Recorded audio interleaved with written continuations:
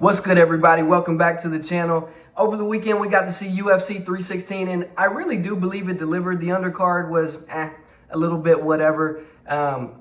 Honestly, I should go back and look over some of those fights because I was doing a live stream for about 3.5 hours and wasn't fully engaged. But from what I saw and heard, a lot of decisions. But I want to talk about the main card a little bit. And I know you guys have seen all of the videos from all your other favorite content creators, but there's one specific point that I believe is going to be unique in this video that I want to talk about. So we'll run through all these fights real quick, and then I'll get to that point. First up on the card was Vicente Luque and Kevin Holland. I thought that this was the perfect fight for both of these guys. These are two very inconsistent fighters. I believe that Kevin Holland is more talented than Vicente Luque. I believe a bit of Kevin Holland's inconsistencies is due to the fact of him just taking fights to get some money. He's one of these guys that very rarely ever say no, but seems like he's dialed in at 170 now, and I think it's a good weight class for him. And I thought about this. Is there a chance that Kevin Holland can become the welterweight champion? I'm going to break down that path.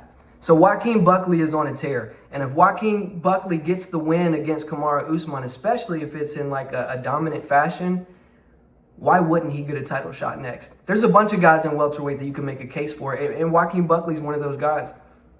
So if Joaquin Buckley gets a title shot, let's just say he wins the title. Who's a guy that you think Joaquin Buckley might just want to call out? If Kevin Holland keeps on winning, he gets the fight against Colby or whoever, and he keeps winning, I think that fight makes a lot of sense. I think that was Buckley's most embarrassing loss. And I think that's one he's probably going to want to get back. So could you imagine a world where Kevin Holland might actually become the welterweight champion by defeating Joaquin Buckley? That's a crazy scenario, but seriously, I'm just glad to see Kevin Holland winning. The UFC is such a better time when Kevin Holland is doing well and he's winning. I hate to see Kevin Holland lose. So great win. It sucks for Vicente Luque, but you know, Vicente Luque's best years are behind him at this point, I believe. I think he's still good enough to be competitive. So we'll see what happens next for him. Next up, Mario Bautista versus Patchy Mix. Oh, I can't believe that I let Patchy Mix get in my head. And the voices of all the MMA fans. I mean, we were all sold on Patchy Mix, and I don't know what happened. It just looked like Patchy Mix was lost out there. It looked like he was an amateur fighter fighting a professional fighter. And I don't know that the skill difference is that vast. I don't know if maybe he was just nervous. I don't know if there was an injury. I just don't know. But he looked like a stick man out there. And Mario Bautista looked great. He didn't hold him up against the fence one time. I mean, he looked legit. He looked legit on the feet, and he just dominated the entire fight. I don't think the outcome would have been any different if it was 5 rounds. Hell, Mario might have gotten a finish if it was a 5-round setting. Who knows? But what's next for Patchy Mix now? This is his second loss, I believe. He's still going to get a pretty good fight next, and maybe those jitters are gone. Maybe he corrects whatever happened, but that can't happen again. He cannot have another performance like that. Moving right on up to, some people said this fight was the worst on the main card. I thought it was okay. Kelvin Gastelum versus Joe Pyfer. In the first round, Joe Pyfer hits Kelvin Gastelum with some heat, puts him down bad, and I thought he was going to give Kelvin his first ever knockout. But it turns out nobody's going to knock out Kelvin Gastelum. And I truly believe that. If Joe Pyfer didn't do it in this fight, I just don't see it ever happening. Joe Pyfer is one of the bigger guys at middleweight. He's got some of the bigger power in that division. So, you know, if it didn't happen then, I don't know if it's ever going to happen. It's a testament to Kelvin's toughness.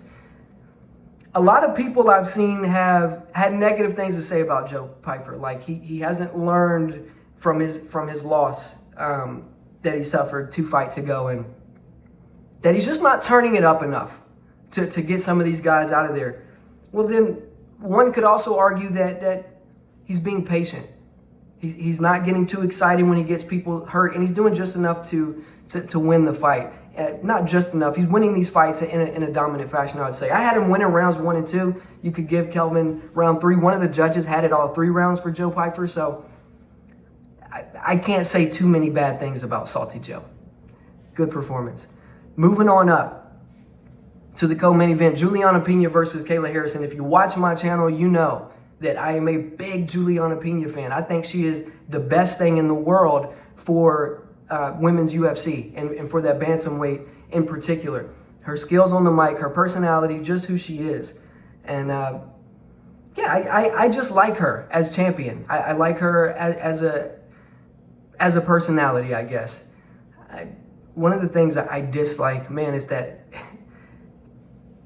you know how she kind of has that. I hate that set that she has. That's what we call it where I'm from. What's your set look like? Throw up your set. That I don't like it. But we know Juliana's tough. But I'm gonna be honest. There was a monster standing across the cage from Juliana, and I just don't think there was any way she was gonna win that fight. Now, there was one moment in this fight where Kayla Harrison was on top of Juliana, and Juliana got a point deducted. There was 3 illegal up kicks. I believe that this is a rule that needs to be changed. This is the point that I wanted to make. So the rule set is in place to make it a more competitive fight, to not land a strike on a grounded opponent. I argue that if someone is on top, that's not a grounded opponent. And I believe that the person on bottom should be able to do, not whatever, but they should have an equalizer, something to be able to get their opponent from off top of them, especially with how elite the wrestling has gotten in the UFC. Some of these guys from Dagestan, your guys like Merab, even your American wrestlers, these guys that can just take somebody down and hold them down. I'm sick of them just winning fights like that, right? And you could argue, well, if you do that, that'll cheat. If you can allow up kicks, that would have cheated Kayla Harrison out of a submission. Yeah, maybe so at that moment, but it would have made it more competitive. It would have made it more competitive for Juliana Peña to escape from being on bottom position. And I think that is something that totally needs to look at. It doesn't even make sense. I was at a UNF fight, and one of Nate Diaz's boys, I forget this kid's name. Man, I forget his name, but a similar sequence had happened. Beautiful up kick from off bottom, and he rocked the guy. But he got a point taken. It's illegal, and I just don't think that it should be. I think it's one of the great equalizers that could be implemented to really make the fights more even and make them more fair. And if these people are going to take someone down and keep them on the ground, they're going to have to be a little bit smarter with their positioning so they don't get freaking a heel to the cheek. Great win for Kayla Harrison, though. In that fight, I was thinking to myself, Amanda Nunes might as well just stay retired because I don't know if she can beat Kayla. I don't know what she's going to do against this level of wrestling. And as she got into the ring and they were doing the face-off, I started to think, well, she's the women's GOAT for a reason.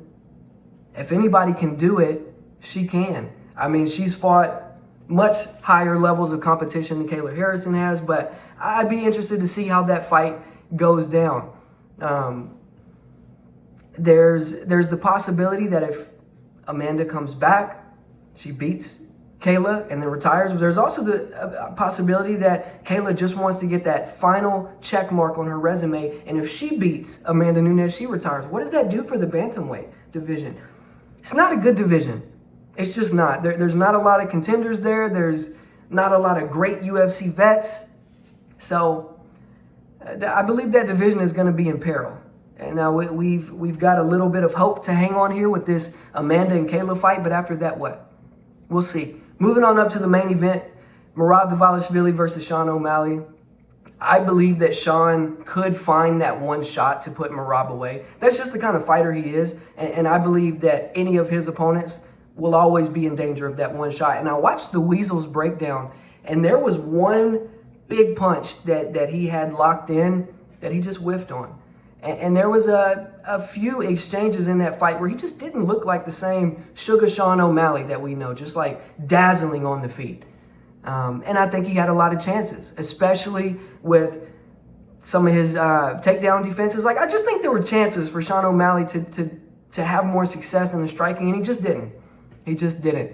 So shout out to Merab. I've never seen a more dominant champion in my life, especially at that bantamweight division. So, yeah, the Corey Sandhagen fight is next. I would have much rather have seen Sean O'Malley versus Corey Sandhagen. I thought that would have been a more fun fight, but this is Merab's time. And he runs this division, and it's going to be all-comers versus Merab. I don't see anyone who could possibly beat Merab unless it's Usman. And we saw how that fight went. So, I'm sorry, Umar, not Usman. Yeah, so overall, a really good card. But what do you guys think about that specific point that I made about the up kicks in MMA? I think that should be something that's looked at. At the end of the day, everybody has sharpened their skills so much from the old Pride days to the early UFC days. And these athletes have gotten so good. And I think there's some things that need to be implemented to kind of counteract some of these skills, particularly the wrestling.